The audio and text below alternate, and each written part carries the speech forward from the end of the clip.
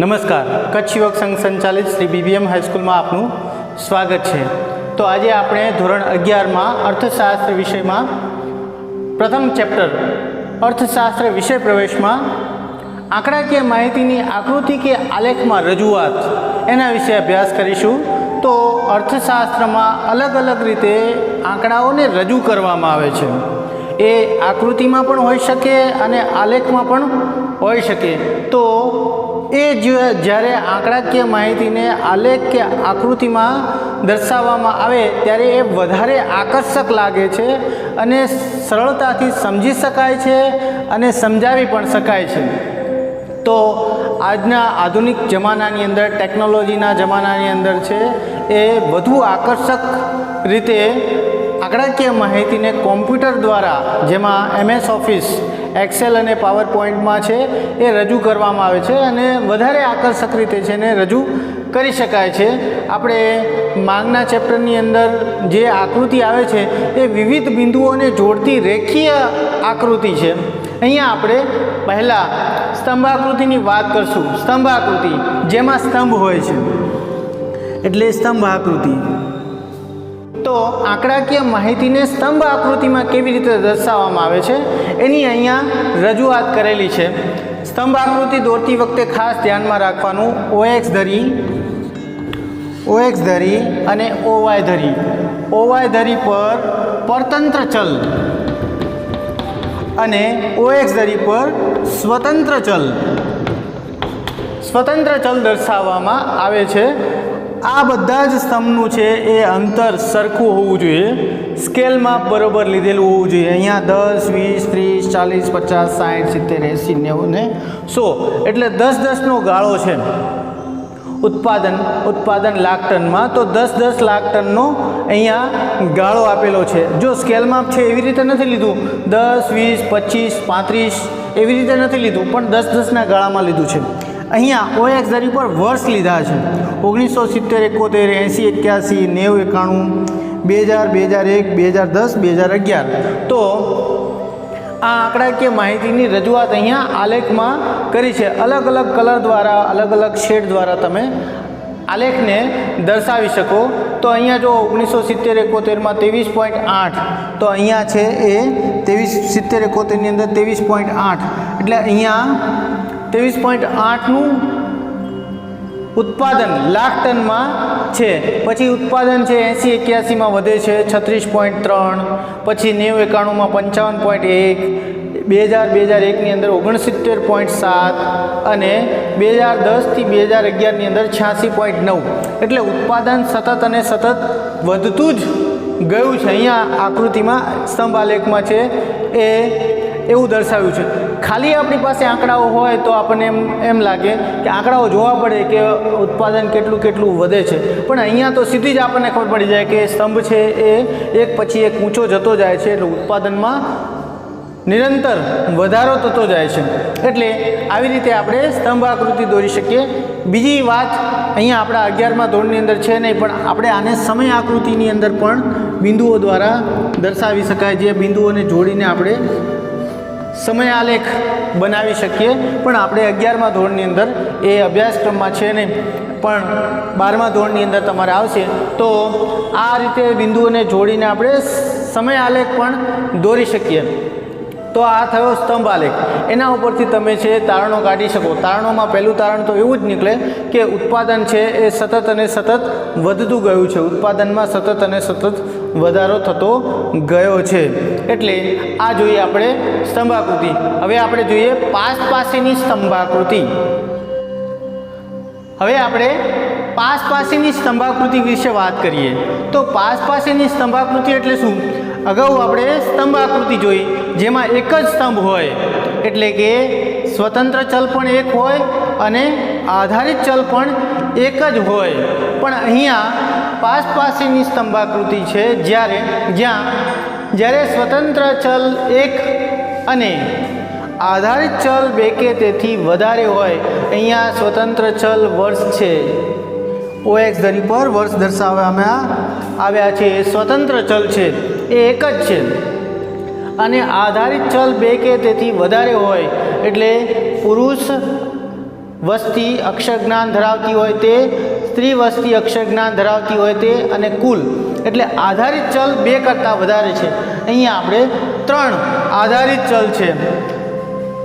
વધારે હોય તો પાસ પાસેની સ્તંભાકૃતિ રજૂ કરવામાં આવે છે. પાસ પાસેની સ્તંભાકૃતિ એટલે અહીંયા 3 સ્તંભ છે, પાસ પાસે છે, અહીંયા પણ 3, અહીંયા પણ 3, એટલે આધારિત માહિતી 3 છે. તો એ પ્રકારે 3 સ્તંભ દોર્યા છે એકબીજાની નજીક નજીક. આપણે સાદી સ્તંભાકૃતિમાં શું કરતા, એક એક પણ અલગ અલગ.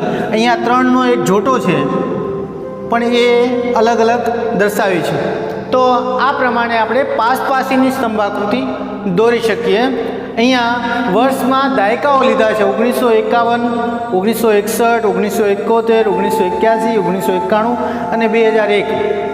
પુરુષ વસ્તી, તો પુરુષ વસ્તીમાં શું પરિવર્તન આવે છે? પુરુષ વસ્તીમાં પણ સાક્ષરતાનું પ્રમાણ વધે છે, અક્ષર જ્ઞાનનું પ્રમાણ વધે છે. 30.17થી લઈને 80.50 એટલું અક્ષર જ્ઞાનનું પ્રમાણ વધે છે. તો સ્ત્રીઓનું પણ અક્ષર જ્ઞાનનું પ્રમાણ છે એ વધે છે. 1951ની અંદર 12.79% સ્ત્રીઓ અક્ષર જ્ઞાન ધરાવતી હતી, જે 58.60 2001ની અંદર 58.60 થયું છે. એટલે પુરુષોમાં પણ અક્ષર જ્ઞાનનું પ્રમાણ વધ્યું છે, સ્ત્રીઓમાં પણ અક્ષર જ્ઞાનનું પ્રમાણ વધ્યું છે.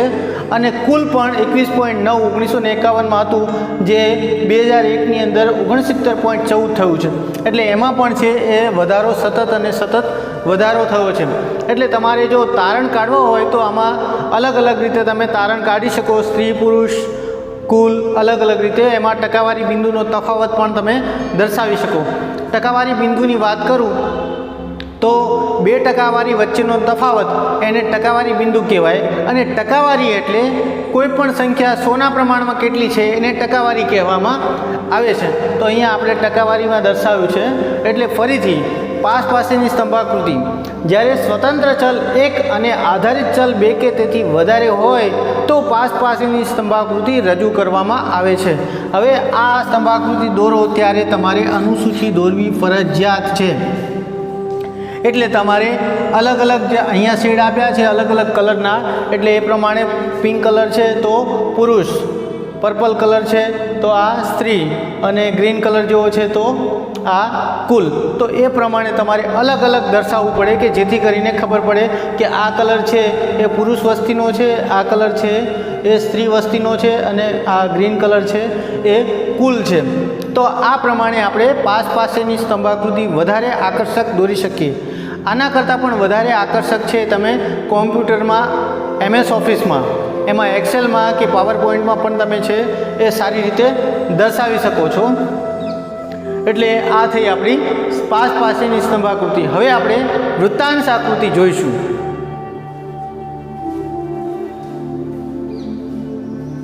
હવે આપણે ત્રીજો પ્રકાર વૃત્તાંશ આકૃતિ વિશે સમજીએ.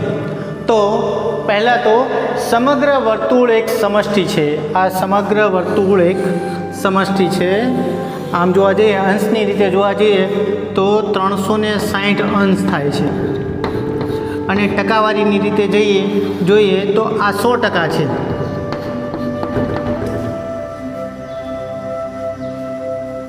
ખેતી ક્ષેત્ર, ઉદ્યોગ ક્ષેત્ર અને સેવા ક્ષેત્ર 100% ઉત્પાદન છે. એના અલગ અલગ ભાગ પાડ્યા છે. ખેતી ક્ષેત્રમાં 13.9, ઉદ્યોગ ક્ષેત્રમાં 26.2 અને સેવા ક્ષેત્રમાં 59.2. આ રીતે 3 ભાગ પાડ્યા છે. એટલે સમગ્ર વર્તુળ એક સમષ્ટિ છે અને તેના ભાગ એક બાબત છે એમ દર્શાવાય ત્યારે વૃત્તાંશ આકૃતિ બને છે. વૃત્તાંશનો અર્થ થાય છે વર્તુળનો અંશ, વર્તુળનો એક ભાગ, એક અંશ, તેને વૃત્તાંશ કહેવામાં આવે છે. અહીંયા આપણે 3 ભાગ દર્શાવ્યા છે: ખેતી ક્ષેત્ર, ઉદ્યોગ ક્ષેત્ર અને સેવા ક્ષેત્ર. હવે અંશ શોધવાની એક રીત છે, એનું સૂત્ર છે. એમાં છે વૃત્તાંશ બરાબર પેટા મૂલ્ય ભાગ્યા કુલ મૂલ્ય ગુણ્યા 360, ત્યારે આપણને અંશ મળે. એટલે અહીંયા ટકાવારી દર્શાવી છે, આ છે ટકાવારી છે, પરંતુ આપણે એને સૂત્રમાં મૂકીએ તો આપણને એના અંશ મળે. તો 11મા ધોરણની અંદર એટલું છે ને આ અંશ શોધવાનું સૂત્ર કે કાંઈ અભ્યાસક્રમમાં આપેલું નથી પુસ્તકની અંદર, પણ તમે 12મામાં જ્યારે ભણશો ત્યારે તમારે આ જ આવશે વૃત્તાંશ. તો ત્યારે પણ તમારે આ સૂત્રનો ઉપયોગ કરવાનો આવશે.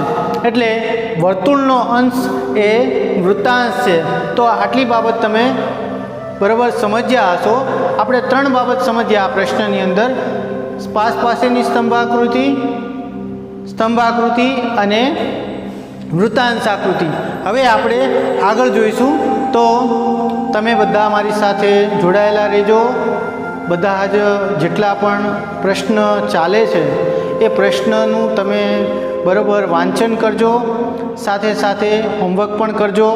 એટલે હવે પછી એકમ કસોટી આવે તો તમને કોઈ પણ પ્રશ્ન પૂછાય તો તમને કોઈ પણ પ્રકારની મુશ્કેલી પડે નહીં.